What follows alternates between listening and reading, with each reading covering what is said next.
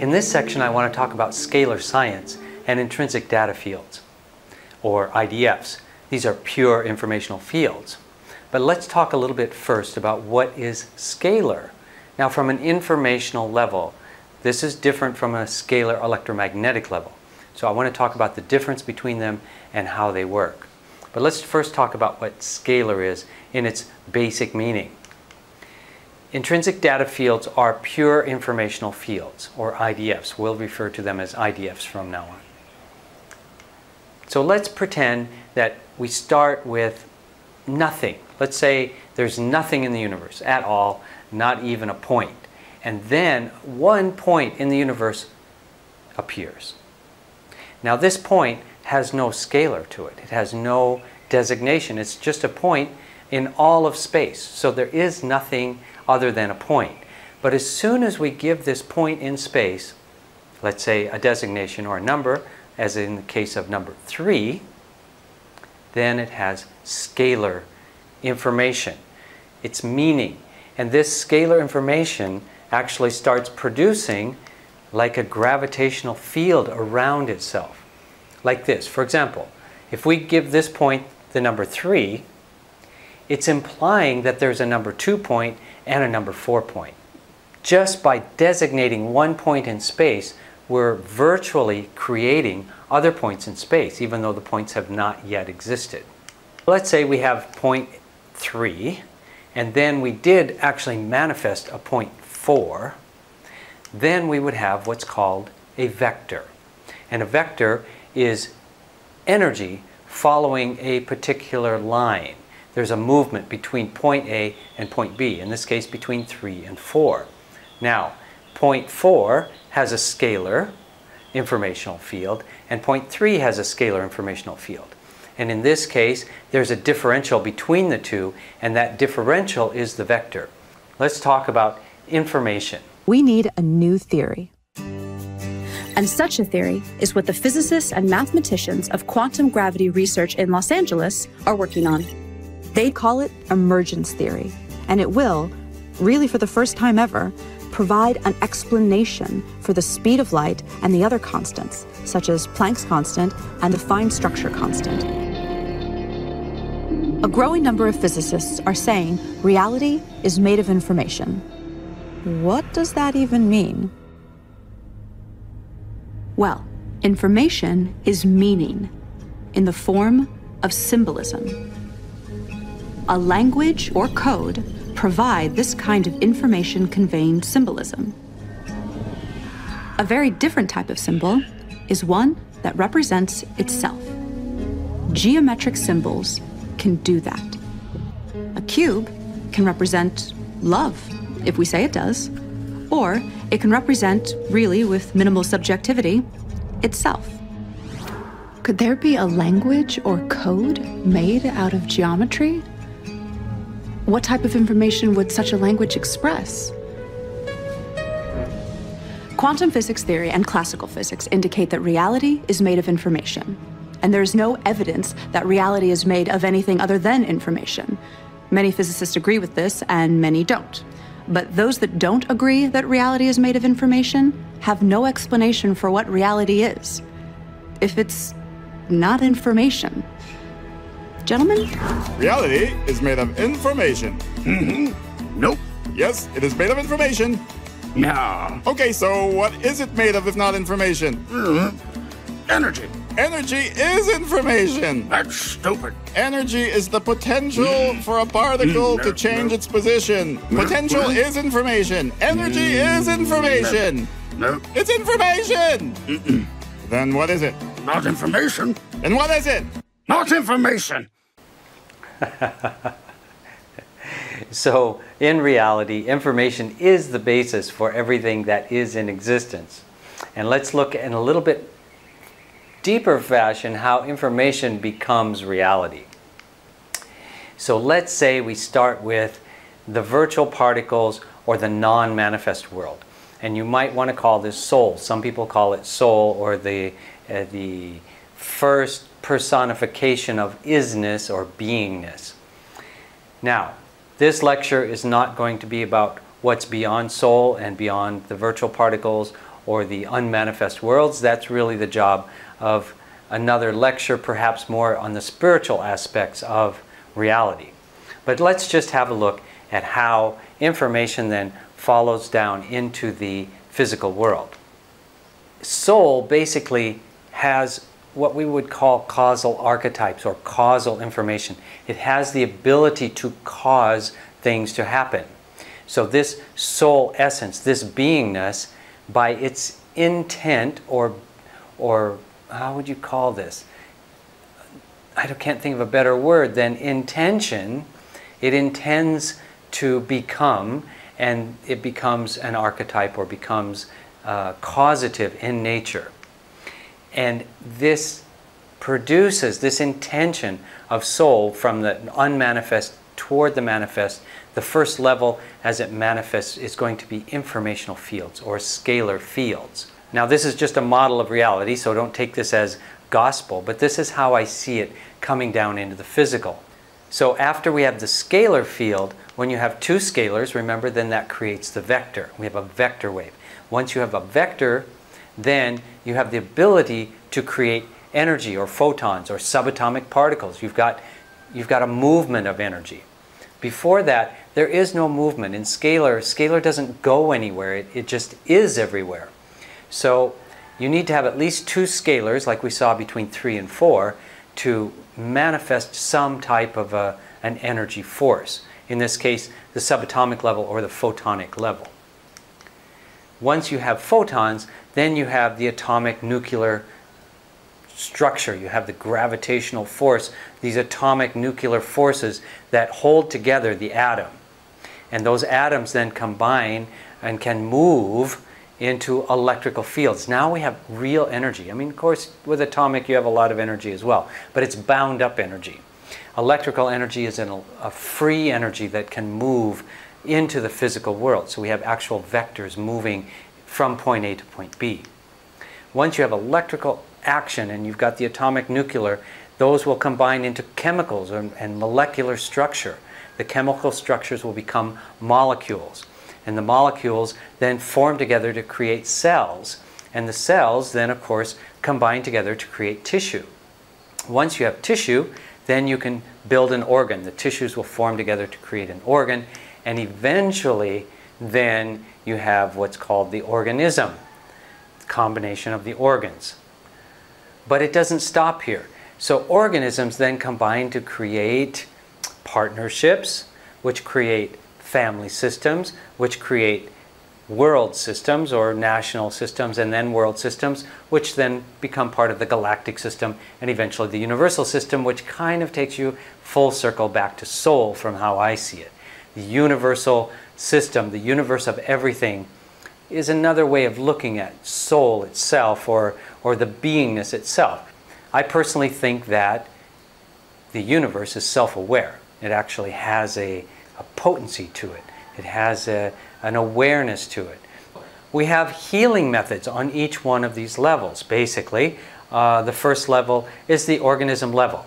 The organism gets sick, it goes to the hospital, but it dies. Well, the sickness was cured, but the organism died. So that's not the best form of medicine, I wouldn't say. Another method of dealing with a pathogen or an illness is to take out the organ. Take out the organ, the patient is healed, and that works for certain organs. Obviously, you can't take out the heart. You could replace it, but you can't just take it out and expect the problem to go away. And then, of course, there's tissue. So they'll go and cut out the bad tissue in the case of cancer, and hopefully then the body will recover, build new tissue, or not, scar tissue, and stop the growth of the pathogen. Now, there is cellular therapy. We have stem cell therapy, for example, or we might refer to herbal medicine as being cellular, because it's not really a chemical. It's working more on the cellular level. For chemicals, that would be more like the pharmaceuticals or the molecular level. The pharmaceuticals work on the chemical level. And then, of course, we have electromedicine, like we talked about with George Lakowski or Raymond Royal Rife. There are lots of different, even a pacemaker is considered an electrical therapy. And then, of course, we have atomic or nuclear medicine. There's a whole branch called nuclear medicine. Then we go to subatomic level. We go to photons. We have color therapy. We have light therapy. We have LED therapy. We've got laser therapy. We've got all different types of photonic medical intervention at this point. Vector. Now this could be any kind of vector. A vector is an energy force that starts at point A, and the further away it emanates from point A, the less the signal is. That's any type of vector. Like for example, sound. Sound is a vector. So we have sound therapy, we have music therapy, we have all kinds of different vectors. Even light therapy could be considered that, but that's usually done close up. But it is a type of a vector, so most of these types of energy medicines are vector type energies. Electrical energy would also be a vector energy. And then we get to informational medicine or scalar informational medicine or scalar wave technology. Now, scalar does not depend on distance. Let's say I have a crowd of people, and the people in the front are going to hear my voice stronger than the people in the back because my sound is a vector, right? So it's on a vector, and scalar normally rides on some type of vector. The people in the front are going to hear it louder than the people in the back, but they're going to get exactly the same information, right? So the informational fields are identical as long as the vector is not too weak to where they can't actually hear it. Then of course there is a threshold where if the vector falls off, then they would not be able to get the information. But as long as the vector is holding, even though it's less, then they will hear exactly the same lecture as the people in the front.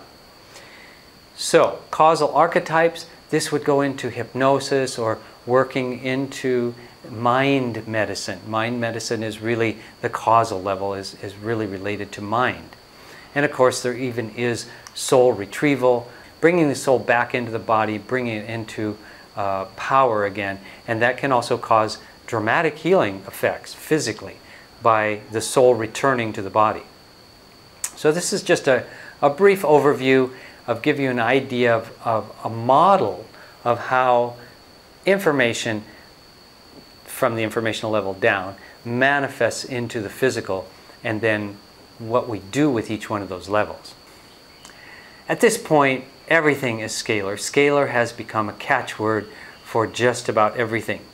Quartz is a very good crystal that will hold informational fields. So if it's programmed, little quartz crystal with informational fields, that will radiate this information back out. And I'll show you some studies of how we've done that many, many times, not with quartz crystal, but different mediums, any type of crystal medium.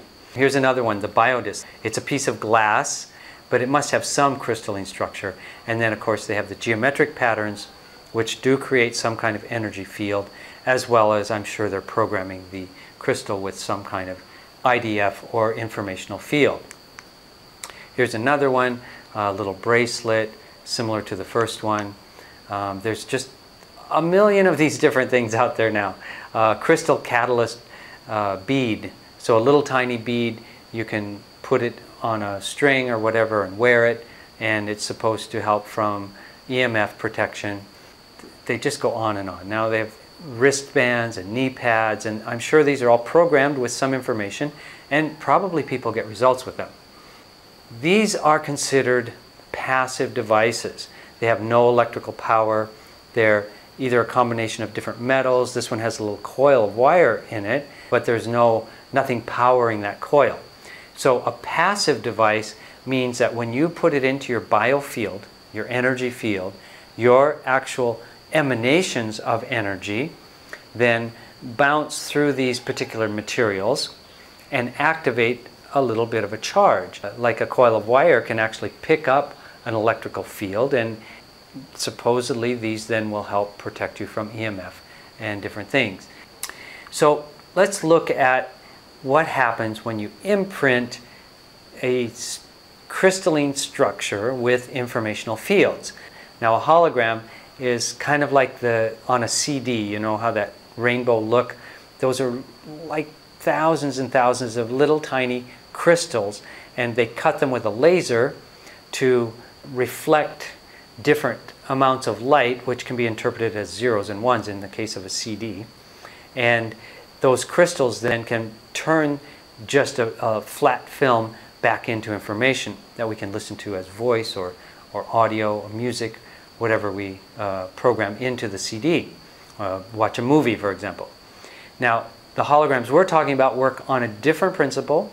They work on purely informational fields, or IDFs. So we imprint the hologram with informational fields using the SE5, and these informational fields then will radiate back out. Now, they don't go very far because there isn't a vector to push those informational fields, but they will resonate, and if they're very close to in this case, the apple, or if you stuck them on your body, then your own biofield as a passive type device would activate that hologram to release that information. Now, this was an experiment done with an apple. This was not the actual apple. I only have the end results, but just as demonstration, I'll show you how it worked. So my friend took an apple and cut it into 2 pieces, and one piece got a hologram real close to it underneath of a plate or on a glass plate, and the other one was several feet away and had no hologram.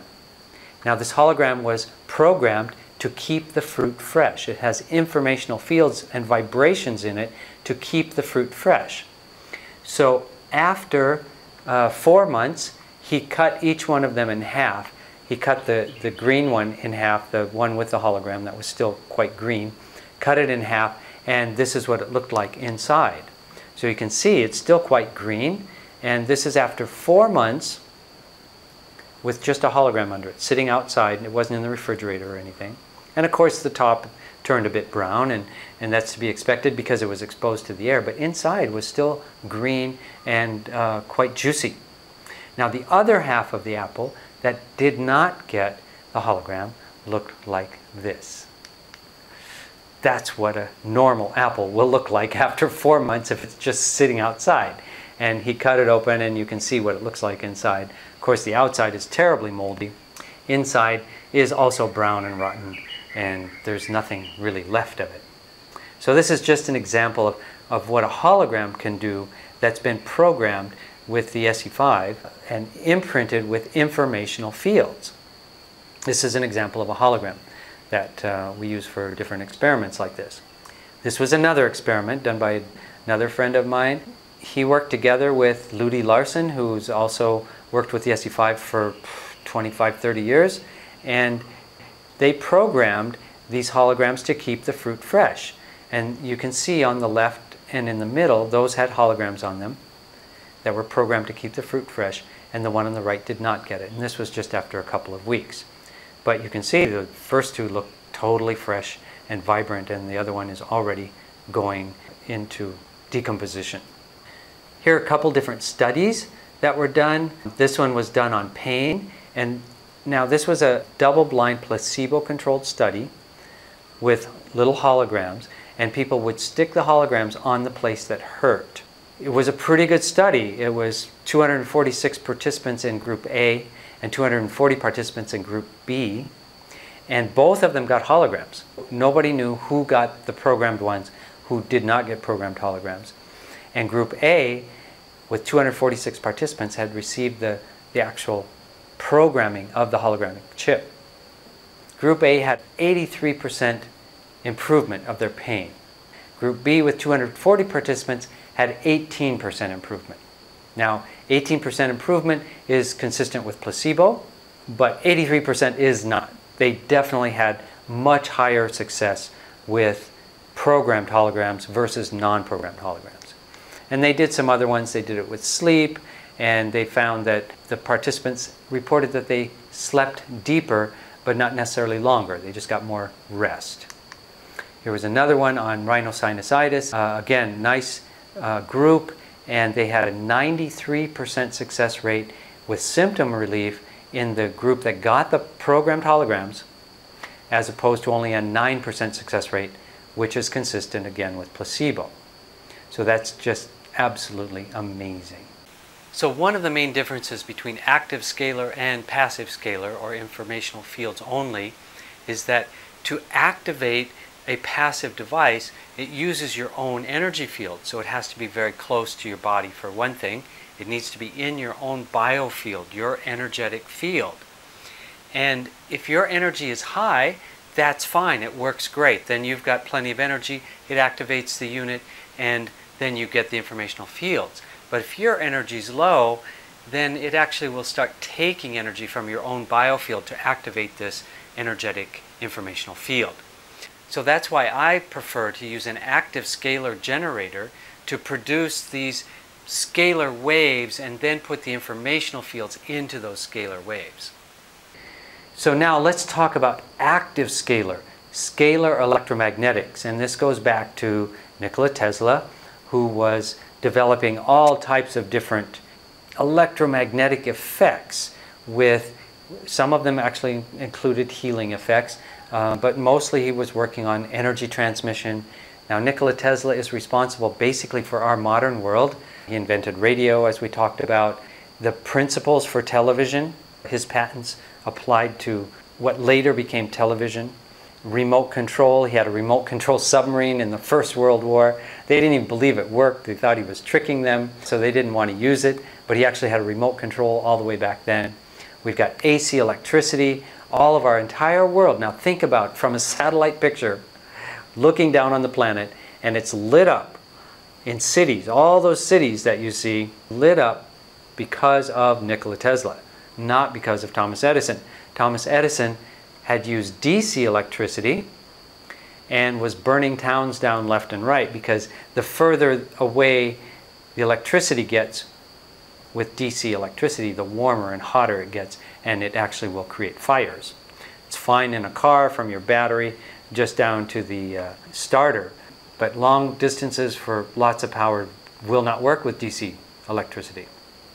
So anyway, he's responsible for tremendous amounts of inventions of our modern world as we see it. Digital, probably something that Tesla didn't envision in his time, but short of digital computerization, just about everything else is responsible, going back to Nikola Tesla. Now, what does a basic scalar coil do, or how does it work? Well, basically, a scalar coil is a coil of wire that winds back on itself, and when you put in a positive and a negative current, it cancels out both the electric and the magnetic portion of the field. Now normally when you run electricity through a wire, for example, with AC electricity or even DC electricity, if it's just going from point A to point B, there's both an electrical field that's moving, and there's also a magnetic field that moves along with the electricity. But in a scalar coil, we actually cancel out both the electric and the magnetic field. So let's have a look at this in an electronic sense. It goes back to James Clerk Maxwell, who was a Scottish mathematician, and his most famous discovery was how electromagnetic radiation functions and the mathematics behind it. So here is the current mathematical formula that governs our electronics today. It looks something like this. V1 equals AI plus BJ plus CK. Okay? All right, it's mathematics. Whereas I, J, and K are the three directions in space, and A, B, and C are the constants. Well, what does that actually mean? So let's say we had a sine wave. A sine wave is where the polarity of the electricity, the positive and negative poles, reverse equally back and forth and create like a nice wave form. We call that a sine wave. And what we do with scalar is that every time the wave goes up, we put a wave going down. And when the wave goes down, we put another wave going up. So it looks like this. You have a completely opposite waves going at the same time. If you look at it on an oscilloscope, it actually looks like this. A straight line, because there's no electric or magnetic field left when we collapse it. We're actually collapsing the field. So mathematically it would look like this. V1 equals AI plus BJ plus CK, and V2 equals minus AI minus BJ minus CK, so V1 plus V2 equals 0. Pretty basic stuff. However, that's not what Maxwell had originally intended or figured out with his mathematical genius. And believe me, this guy was a mathematical genius. The full formula looked more like this. Q1 equals W plus AI plus BJ plus CK, whereas W is this scalar or gravitational component. So when the two waves cancel each other out, we end up with twice as much gravity or scalar field. Let's give you an example of that. So if this is, let's say, electricity positive going in on the upper side, and this is electricity negative going in on the bottom side of this coil, and they meet, and let's say it's an AC electrical current, so it goes in and out, and it turns from positive to negative and switching back and forth. Now, you see that there is no movement. In a normal sine wave, for example, it would look like this, right?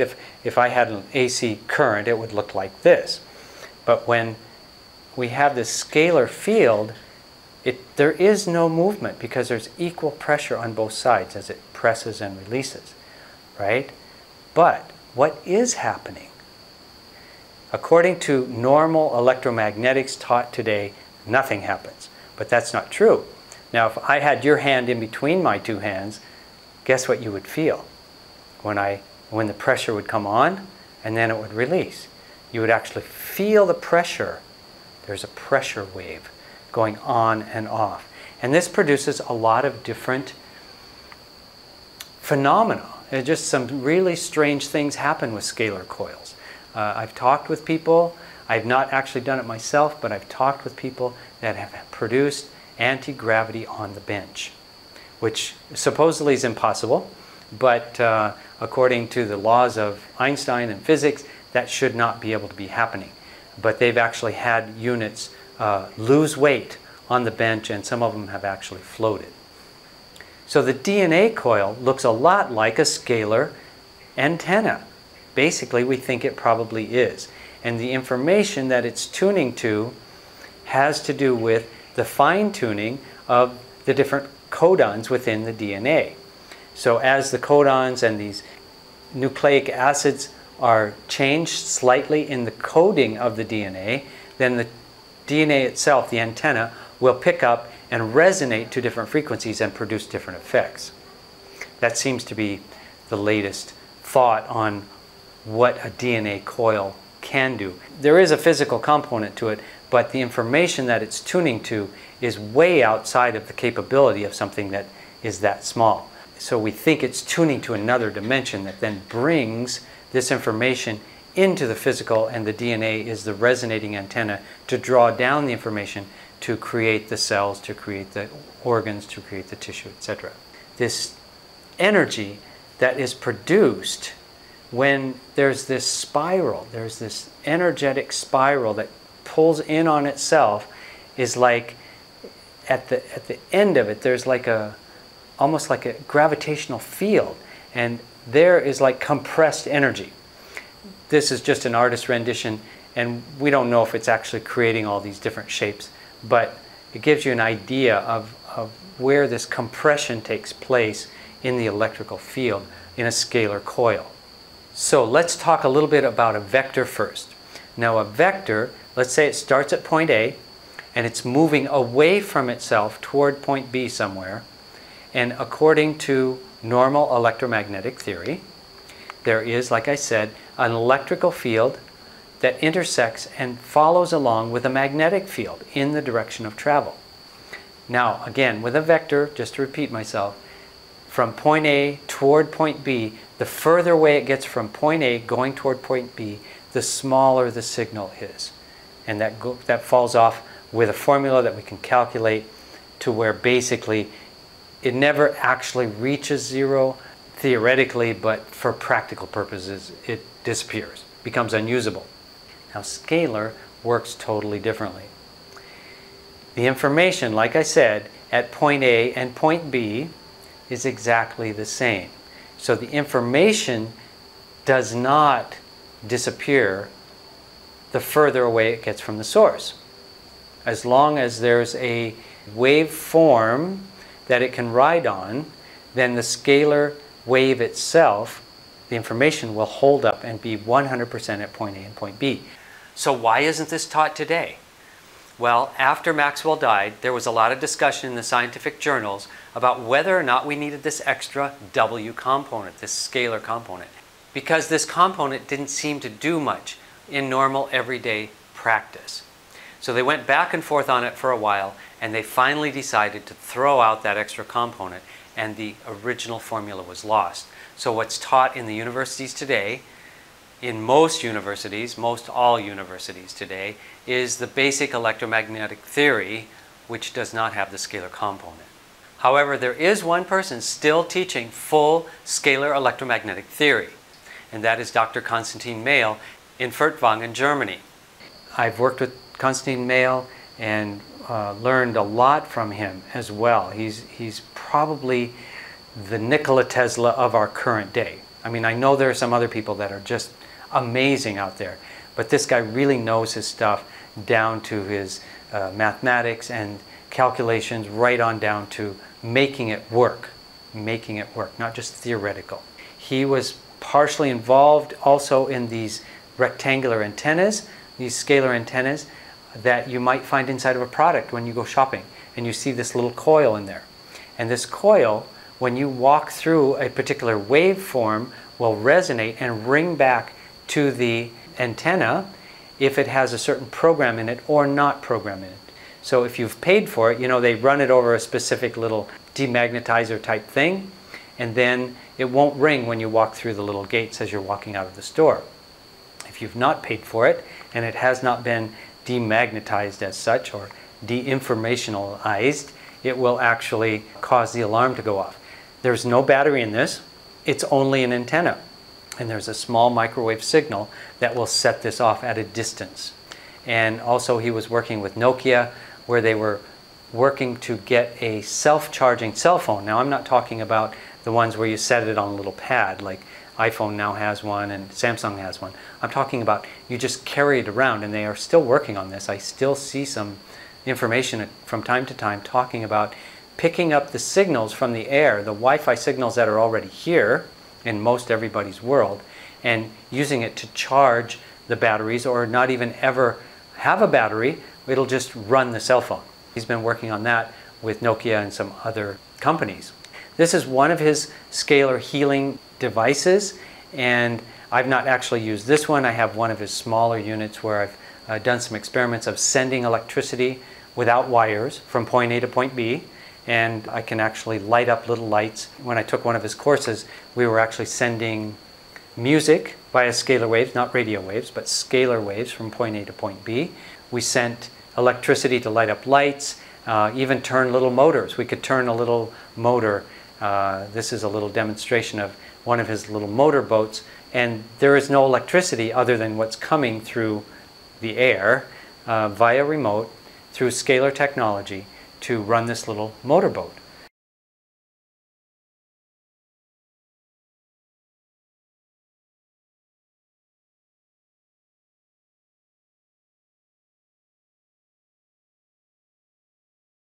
This is the SE5-1000, which is the outgrowth from the SE5, the SE5 Plus, now the SE5-1000.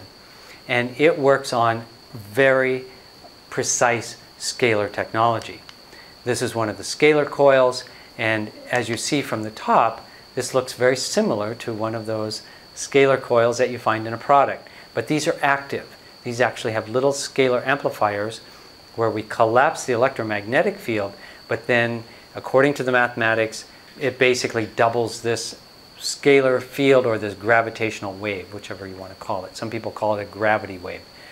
I don't quite know if that's the right term, but it definitely is a scalar wave. This is another way of looking at what informational fields are and how they remain that are non-physical. So even when we cut away the leaves themselves, the energy field remains. This is Kirlian photography of a leaf, and the leaves were actually cut away. Here you can see the little branch with a bunch of little leaves, and they cut the leaves away, and still the energy field remains. And that won't remain forever, but those informational fields hold in an energetic form, and this is a perfect example of that. Up next, we're going to look at some experiments that we've done over the years that use this action at a distance or quantum entanglement.